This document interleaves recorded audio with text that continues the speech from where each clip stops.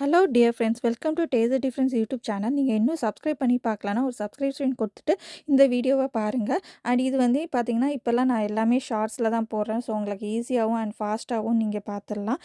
ஏன்னா நிறைய பேருக்கு வந்து அந்த பார்க்குறதுக்கும் டைமும் இருக்காது. ஸோ அதனால் நான் இப்போல்லாம் ஷார்ட்ஸில் தான் போடுறேன். உங்களுக்கு வீடியோவில் டீட்டெயில்டாக வேணும்னா கண்டிப்பாக கமெண்ட் பண்ணுங்கள். அண்ட் இன்றைக்கி பார்க்க போகிறது ஒரு ஹெல்த்தியான கேரட் பீன்ஸ் பொரியல். சௌராஷ்டிராவில் இது கேரட் பீன்ஸ் தெல்லின்னு கூட சொல்லுவாங்க. அதாவது ரெகுலராக சுண்டல் மாதிரி பண்ணாமல் கொஞ்சம் டிஃப்ரெண்ட்டாக பண்ணுறது தான். அண்ட் டேஸ்டியாகவும் சாகியாகவும் இல்லாமல் சூப்பராக இருக்கும் இந்த பொரியல். எல்லா வெரைட்டிஸ்க்கும் சாப்பிட்லாம். அண்ட் இன்றைக்கி வந்து நான் 3/4 கிலோ கேரட், 1/4 கிலோ பீன்ஸ் எடுத்திருக்கேன். நான் வந்து இன்றைக்கி கொஞ்சம் நிறையா தான் செஞ்சு காமிக்க போகிறேன். உங்களுக்கு வேணுன்னா இது பாதி அளவு கூட நீங்கள் செஞ்சுக்கலாம். நான் இன்றைக்கி வந்து ஒரு பேனில் 2 டேபிள் ஸ்பூன் எண்ணெய் விட்டுட்டு எண்ணெய் காஞ்சதும் 1 டீஸ்பூன் கடுகு, 2 டீஸ்பூன் உடச்ச உளுந்த பருப்பு, 4 காஞ்ச மிளகாய் பிச்சு போட்டு சேர்த்துருக்கேன். அது கூட 2 பிஞ்சு ஹிங்கு, ஒரு கைப்பிடி கருவேப்பிலை போட்டிருக்கேன்.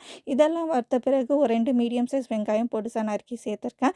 அந்த வெங்காயமும் பார்த்திங்கன்னா நல்லா பொன்னிறமாக லைட்டாக வறுப்படணும். ஸோ அதுக்கப்புறம் வந்து பார்த்திங்கன்னா நம்ம 1/4 கிலோ பீன்ஸை ரொம்ப பொடிசா நறுக்குனா தான் இந்த பொரியலுக்கு ரொம்ப ரொம்ப டேஸ்ட்டாக இருக்கும்.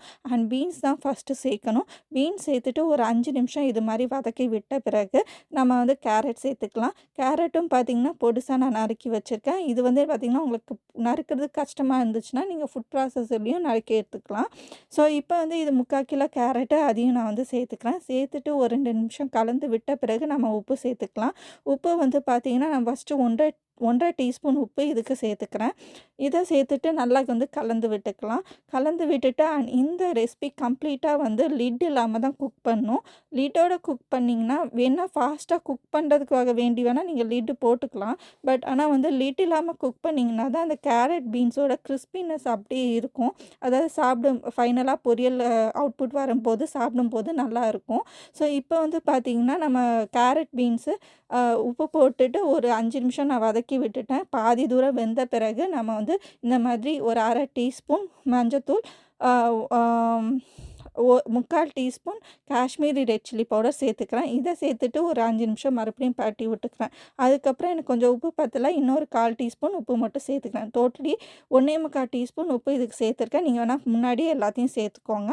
ஸோ அதுக்கப்புறம் வந்து பார்த்திங்கன்னா இன்னொரு 1/4 டீஸ்பூன் காஷ்மீரி ரெட் சில்லி பவுடரும் சேர்த்துக்கிறேன். காஷ்மீரி ரெட் சில்லி பவுடர் தான் சேர்க்கணும்னு இல்லை, நான் கலருக்காகவும் சேர்க்குறேன். ஸோ உங்களுக்கு வந்து நீங்கள் சாதா ரெட் சில்லி பவுடர் கூட நீங்கள் போட்டுக்கலாம் இதுக்கு பதிலாக. அதையும் சேர்த்துட்டு நல்லா ஒரு 2 நிமிஷம் வந்து நல்லா பரட்டிட்டு ஒரு 90 to 95% வெந்தால் போதுங்க. அந்த அளவுக்கு வெந்துச்சுன்னா தான் சாப்பிட்றதுக்கு நல்லாயிருக்கும் கிறிஸ்பியாக. ஸோ இப்போ வந்து நான் சுக்கினி குழம்பு கூட இது வச்சு டேஸ்ட் பண்ணி பார்த்தேன். ரொம்ப ரொம்ப அருமையாக சூப்பராக இருந்துச்சு. கண்டிப்பாக ட்ரை பண்ணி கமெண்ட் பண்ணுங்கள். தேங்க்யூ. Bye by.